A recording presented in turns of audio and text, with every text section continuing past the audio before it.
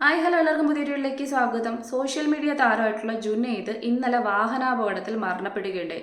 നമുക്കറിയാവുന്ന കാര്യമാണ്, ഈ സോഷ്യൽ മീഡിയയിലൊക്കെ ആക്റ്റീവായിട്ട് നിൽക്കുന്ന വ്യക്തികൾ മരണപ്പെടുകയൊക്കെ ചെയ്യുമ്പോൾ അത് പെട്ടെന്ന് ഈ പ്രായം തികയാതെയൊക്കെ മരിക്കാന്ന് പറയുമല്ലോ. അപ്പം വാർദ്ധക്യത്തിലേക്ക് എത്തുന്നതിന് മുന്നേ അപ്പോൾ സ്വാഭാവികമായിട്ടും അത്തരത്തിലുള്ള വാർത്തകളെ എടുത്ത് ഈ പറയുന്ന ചാനൽസിലൂടെ വരുന്നതൊക്കെ സ്വാഭാവികമാണ്. പക്ഷേ എല്ലാ റിയാക്ഷൻ വീഡിയോ ചെയ്യുന്ന ചാനലടക്കം ഇത് എന്തുകൊണ്ട് എടുത്ത് ചെയ്യുന്നു, അല്ലെങ്കിൽ ഇതിന് ഇത്രയും പ്രയോറിറ്റി കൊടുക്കുന്നത് എന്ത് എന്ന് ചോദിച്ചു കഴിഞ്ഞാൽ, കുറച്ച് ദിവസങ്ങൾക്ക് മുമ്പ് ഇദ്ദേഹത്തിൻ്റെ ഈ സോഷ്യൽ മീഡിയ താരത്തിൻ്റെ പേരിൽ ഒരു കേസ് വന്നിട്ടുണ്ടായിരുന്നു, ഒരു പെൺകുട്ടിയുമായി ബന്ധപ്പെട്ട്. അപ്പോൾ സ്വാഭാവികമായിട്ടും അതിന്മേൽ അദ്ദേഹത്തിനെ പോലീസ് അറസ്റ്റ് ചെയ്യും. അതിനുശേഷം അദ്ദേഹം ജാമ്യത്തിൽ ഇറങ്ങുകയും ചെയ്തിട്ടുണ്ടായിരുന്നു. അതിൽ ദിവസങ്ങൾ പോലും പിന്നിട്ടിട്ടില്ല, അതിനുള്ളിൽ അദ്ദേഹം വാഹനാപകടത്തിൽ മരണപ്പെടുന്നു. അപ്പോൾ സ്വാഭാവികമായിട്ടും ഇതിനെ കണക്ട് ചെയ്തുകൊണ്ടാണ് എല്ലാ ആൾക്കാരും സംസാരിക്കുന്നതെന്ന് പറയുന്നത്. മറ്റു പല ചാനൽസും നോക്കുന്ന സമയത്ത് ചില ആൾക്കാരൊക്കെ അവിടെ പോയി നിന്ന് കണ്ട ആൾക്കാരുണ്ട്. അവരൊക്കെ പറയുന്നതെന്ന് വെച്ച് കഴിഞ്ഞാൽ, ഒരു മൺകൂനയിൽ അദ്ദേഹത്തിൻ്റെ ബൈക്ക് ചെന്ന് ഇടിച്ചു കയറി, അങ്ങനെ അദ്ദേഹം വീണ് തലയുടെ ബാക്ക് സൈഡ് അടിച്ച് അങ്ങനെ പൊട്ടി ചോര ഒലിച്ച് മരിച്ചു എന്നുള്ള രീതിക്കാണ് വാർത്ത വന്നിട്ടുള്ളത്. അപ്പം പല ആൾക്കാരും പറയുന്നത്, ആ മൺകൂനിയിൽ പോയി അത്രയും സ്പീഡിൽ ഭയങ്കര ഇതിൽ ചെന്ന് കയറിയിട്ട് വണ്ടിക്ക് യാതൊരു വിധത്തിലുള്ള കേടുപാടും ഇല്ല എന്ന തരത്തിലൊക്കെ ചില വാർത്തകൾ കണ്ടിട്ടുണ്ടായിരുന്നു. അപ്പം ഇതെല്ലാം കണക്ട് ചെയ്യുമ്പോഴാണ് ആൾക്കാർക്ക് സംശയം ഉണ്ടാകുന്നതെന്ന് പറയുന്നത്. ഇനി കൊന്നതാണോ, അല്ലെങ്കിൽ അദ്ദേഹത്തിന് ആരെങ്കിലും മനഃപൂർവ്വം എന്തെങ്കിലും ചെയ്തതാണോ, അങ്ങനെ കുറേ കാര്യങ്ങൾ, ദുരൂഹതകൾ അവശേഷിക്കുന്നു എന്ന തരത്തിലും വാർത്തകൾ പ്രചരിക്കുന്നുണ്ട്. അപ്പം എന്താ സംഭവം എന്ന് ചോദിച്ചു കഴിഞ്ഞാൽ, അദ്ദേഹത്തിന് ഈ പറയുന്ന സോഷ്യൽ മീഡിയ വഴി പരിചയപ്പെട്ട ഒരു പെൺകുട്ടി, ആ പെൺകുട്ടിയെ കല്യാണം കഴിക്കാം എന്ന് പറഞ്ഞ് പ്രണയത്തിലാവുന്നു. പിന്നീട് ഈ പറയുന്ന കണക്ക് 2 വർഷത്തോളം മുതലെടുപ്പ് നടത്തി എന്ന തരത്തിലാണ് സെക്ഷുവലി. അപ്പം അതുകൊണ്ട് അതിനുശേഷം അദ്ദേഹം കൈമലർത്തി, അതുകൊണ്ട് ആ പെൺകുട്ടി പോയി കേസ് കൊടുത്തു. അങ്ങനെ അദ്ദേഹത്തിനെ പോലീസ് അറസ്റ്റ് ചെയ്യുന്നു. ഇതാണ് പൊതുവെ എല്ലാ ചാനൽസിലൂടെയും വന്ന വാർത്ത എന്ന് പറയുന്നത്. ഇതിനെയൊക്കെ അപ്പാടെ നിരാകരിച്ചുകൊണ്ട് അദ്ദേഹം ഒരു ലൈവ് സെക്ഷനിൽ വന്നിട്ടുണ്ടായിരുന്നു ഇതിൽ നിന്ന് ഇറങ്ങിയതിന് ശേഷം. അല്ല, ജാമ്യം കിട്ടിയ തരത്തിലായിരുന്നു എല്ലാവരും പറഞ്ഞിട്ടുണ്ടായിരുന്നു. അപ്പോൾ അദ്ദേഹം പറഞ്ഞു, എനിക്ക് ജാമ്യം കിട്ടിയതല്ല. എന്താ സംഭവം എന്ന് ചോദിച്ചു കഴിഞ്ഞാൽ, പരാതി കൊടുത്ത പെൺകുട്ടി തന്നെ ആ കേസ് പിൻവലിച്ചത് കൊണ്ടാണ് ഞാൻ ഇന്നിവിടെ വന്ന് നിൽക്കുന്നതെന്ന് പറഞ്ഞാണ് അദ്ദേഹം വീഡിയോയിൽ പറയുന്നതെന്ന് പറഞ്ഞത്. അദ്ദേഹം പറഞ്ഞത്, ഞാൻ സോഷ്യൽ മീഡിയ വഴി പരിചയപ്പെട്ട പെൺകുട്ടിയല്ല, അത് ഞാൻ മാട്രിമോണിയിൽ കല്യാണം കഴിക്കുന്നതിന് വേണ്ടി കൊടുത്തിട്ടുണ്ടായിരുന്നു. അപ്പോൾ അതുവഴി പരിചയപ്പെട്ട പെൺകുട്ടിയാണത്. അപ്പം സ്വാഭാവികമായിട്ടും അതിന് ശേഷം വന്നിട്ടുള്ള എന്തോ ഈ അണ്ടർസ്റ്റാൻഡിങ്ങിൽ വന്നിട്ടുള്ള എന്തോ ഒരു പ്രശ്നങ്ങൾ, അങ്ങനെ അത് മൂലമാണ് ഉണ്ടായിട്ടുള്ളത്. അപ്പോൾ അത് ആ പെൺകുട്ടി തന്നെ വന്ന് കേസ് പിൻവലിച്ചു എന്ന തരത്തിലാണ് ആ വ്യക്തി പറഞ്ഞിട്ടുള്ളത്. അപ്പം അതിൽ കുറച്ച് ദിവസങ്ങൾക്ക് ശേഷമാണ് അദ്ദേഹം ഈ മരണപ്പെടുന്നത്. മേ ബി നമുക്ക് ഇതിനെ പല രീതിക്ക് പല ചാനൽസിലും പല വ്യാഖ്യാനങ്ങളാണ് നടക്കുന്നത്. അപ്പം മിക്കതിലും അദ്ദേഹത്തിനെ കളിയാക്കി പറഞ്ഞിട്ടുണ്ട്. കാരണം ഈ 10 ദിവസങ്ങൾക്ക് ഉള്ളിൽ അദ്ദേഹത്തിൻ്റെ പേരിൽ ഒരുപാട് ട്രോൾസാണ് വന്നിട്ടുള്ളത്.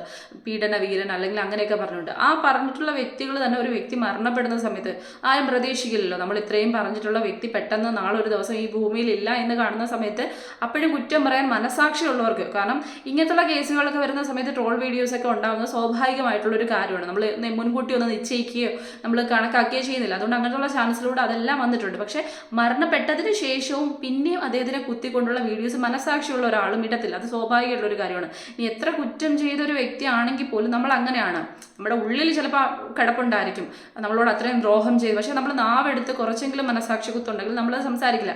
നമ്മുടെ മനസാക്ഷിയുമായി ബന്ധപ്പെട്ട ചില കാര്യങ്ങളാണ്. എല്ലാവരും അങ്ങനെ ആവണമെന്നില്ല. ചിലവർ മുൻപിൽ പോയി നിന്ന് കണ്ടിട്ട് തന്നെ കുത്തുവാക്ക് പറയുന്ന ആൾക്കാരുണ്ട്. അത് ഓരോരുത്തരുടെ ഈ പറയുന്ന സ്വഭാവ രീതികൾ അനുസരിച്ചിരിക്കും. അപ്പം കുറേ സോഷ്യൽ മീഡിയയിൽ കുറേയധികം ആൾക്കാർ വീണ്ടും അദ്ദേഹത്തിനെ കളിയാക്കുന്ന രീതിയിൽ തന്നെ സംസാരിച്ച് മുന്നോട്ട് പോകുന്നുണ്ട്. അത് അവരുടെ രീതിയിൽ നിന്ന് മാത്രമേ പറയാൻ പറ്റൂ. എന്തും ഏതിനും നെഗറ്റീവ് വശങ്ങൾ മാത്രം കാണുക, അല്ലെങ്കിൽ അതിനെ നെഗറ്റീവായിട്ട് മാത്രം കണ്ടുകൊണ്ടിരിക്കുന്ന ഒരു വ്യക്തികൾ ഒരിക്കലും പോസിറ്റീവായി സംസാരിക്കില്ല എന്നുള്ളത് അവരുടെ ചിലപ്പം രീതികളായിരിക്കും. അപ്പം ഞാനതിനോട് യോജിക്കാത്തൊരു വ്യക്തിയാണ്. ഇനി എന്തുമാത്രം തെറ്റ് ചെയ്തൊരു വ്യക്തിയാണെങ്കിലും മേ ബി ഇദ്ദേഹത്തിന് ചിലപ്പം അറിയാതെ ആക്സിഡൻ്റലി പറ്റിപ്പോയൊരു അപകടം തന്നെയായിരിക്കും. അതല്ലെന്നുണ്ടെങ്കിൽ ചിലപ്പം അറിഞ്ഞുകൊണ്ട് ആ പെൺകുട്ടിയുമായി എന്തെങ്കിലും ഇതിൽ വന്നത് മനസ്സിലുണ്ടായിരുന്നുണ്ടായിരിക്കും, അതും ചിന്തയിലുണ്ടായ അപകടമായിരിക്കും. അതല്ലെങ്കിൽ എല്ലാവരും പറയുന്നത് പോലെ അതുമായി ബന്ധപ്പെട്ട് എന്തെങ്കിലും ആണെന്നുണ്ടെങ്കിൽ അങ്ങനെ ഏതെങ്കിലും ആക്സിഡൻറ്റോ എന്തെങ്കിലും വഴി മനഃപൂർവ്വമുള്ള ഒരു കൊലപാതകമോ ആവാം. അത് പോലീസ് കണ്ടുപിടിക്കേണ്ട ഒരു കാര്യമാണ്.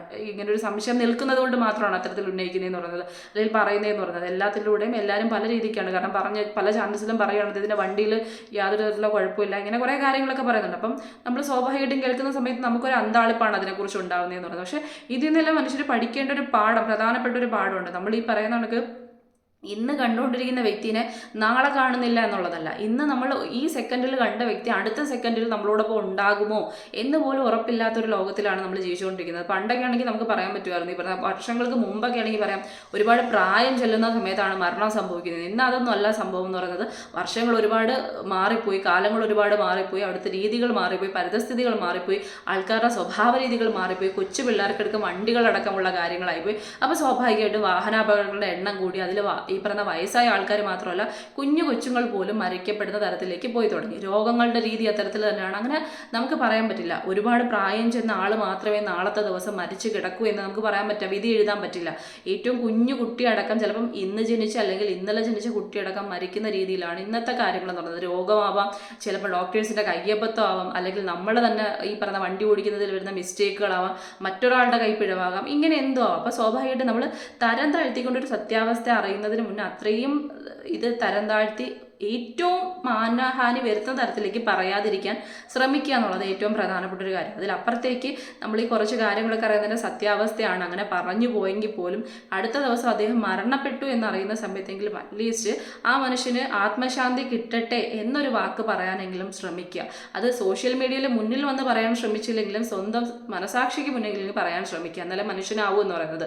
ഇതിപ്പം നേരത്തെ പറഞ്ഞതുപോലെ ഇദ്ദേഹത്തിൻ്റെ സ്ലോ മോഷൻ ആ ടൈപ്പ് ഡാൻസ് ഉള്ള സമയത്ത് ഒരുപാട് പേരുടെ കമൻറ്റ് സെക്ഷൻ, ഞാൻ ഇതിന് മുന്നേ ഇദ്ദേഹത്തിൻ്റെ ചാനൽസ് അല്ലെങ്കിൽ നോക്കിയിട്ടുള്ളൊരു വ്യക്തിയൊന്നുമല്ല. ഇത് എപ്പോഴോ ഒരിക്കൽ മാത്രം ഞാൻ കണ്ടിട്ടുള്ളൊരു സംഭവമാണ്. പിന്നെ ഞാൻ ഇപ്പോഴാണ് കാണുന്നതെന്ന് പറയുന്നത്.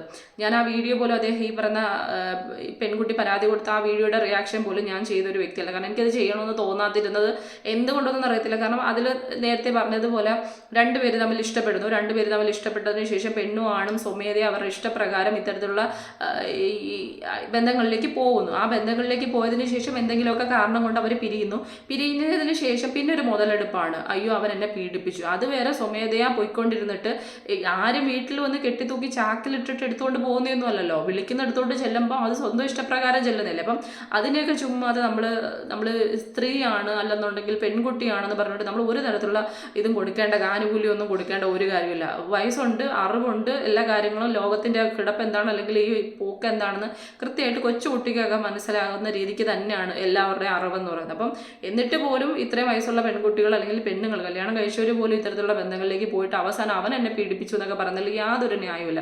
അതൊക്കെ ഈ പറഞ്ഞ പെണ്ണിന് കൂടുതലായിട്ട് കിട്ടുന്ന പ്രിവിലേജസ് മുതലെടുക്കുന്ന സംഭവം മാത്രമാണ്.